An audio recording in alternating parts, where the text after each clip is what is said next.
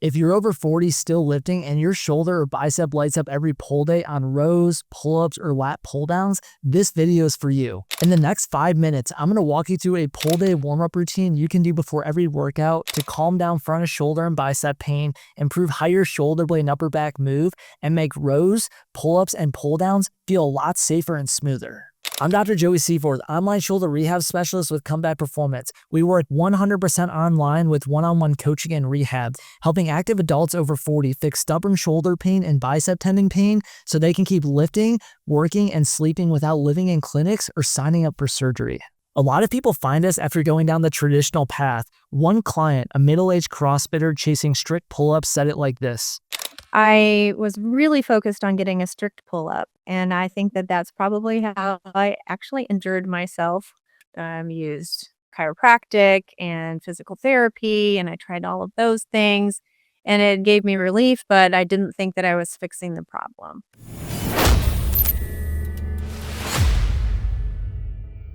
What was missing was looking at the Big Five system, the neck, upper back, shoulder blade, shoulder joint, and nerves instead of just a sore spot. This warm-up is built around that Big Five approach, so your pull days stop flaring your shoulder and bicep. Over 40 years old, your shoulder doesn't randomly explode. What usually happens is your upper back gets stiff, your shoulder blade stops rotating and sliding well, the back of your shoulder can't hold the ball centered, and your bicep tendon takes extra load in rows and pull-up positions, and your nerves in front of shoulder joint get more sensitive.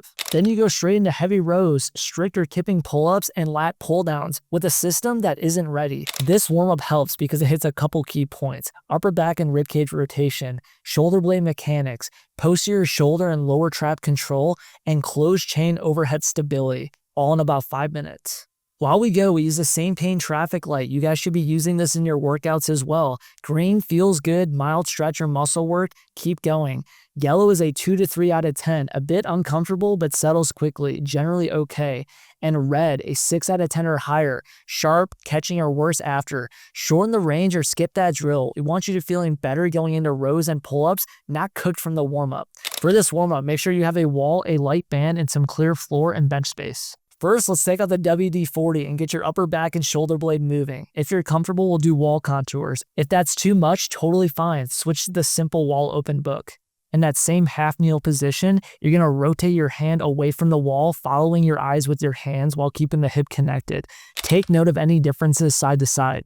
Complete 30 seconds on each side. The motion should come from your upper back and scap, not just shrugging your shoulders up. Stay in the green or light yellow. We want movement, not grinding. Stand or get into a half kneel side against the wall. With your hip lightly touching it, place both hands slightly out in front of your chest. Slowly rotate your top arm and chest away from the wall like you're opening a book. Eyes follow your hands. Pause briefly at your comfortable end range, then return. Do about 8 to 10 reps each side. Take note if one side opens up more than the other. This could be contributing to why you're experiencing shoulder and neck pain. The motion should come from your ribs and upper back, not just cranking your low back. Stay in the green or light yellow. A gentle stretch is enough.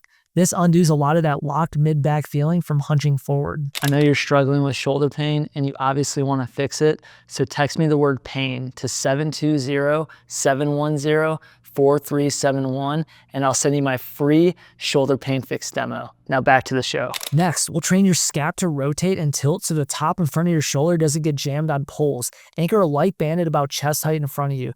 Grab the band with both hands elbow straight and walk back until there's light tension. Start with your hands down by your pockets, shoulders gently down and back. Slowly sweep your arms up and out into a wide position, like a standing snow angel. Stop before any sharp pinch, pause, then return down with control. Do this for about 1 minute. Think shoulder blades tipping back and rotating up as your arms go up. Keep your ribs gently tucked so you don't arch in your low back to fake the range. This is a pattern your scap needs for the top of rows and pull-ups. Next, we'll work on rotational control and endurance around the shoulder.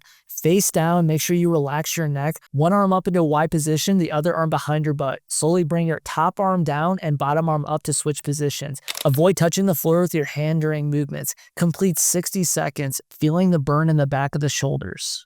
You should feel this in the back of your shoulders and between your shoulder blades, not your neck. Keep your chin slightly tucked. Don't jam your head up. This builds endurance in the muscles that keep your shoulders centered during long sets of rows and pulls. Next, we'll hit your low traps and posterior shoulder with banded Ys. Lay on your back and loop a band around your feet. Cross the band to your opposite hands. Keeping your back flat, bring your arms overhead. This is engaging your lower traps to prep them before you start your pulling movements. Make sure to not arch your low back to cheat the exercise. Pause briefly at end range, then lower with control. Do 2 sets of 8 to 10 reps or about 1 minute of controlled reps. Lastly, we'll bring it together in a closed chain overhead pull pattern, similar to the top of pull downs and pull-ups. In a push-up position, lift your hips up and bring your chin and chest towards your feet.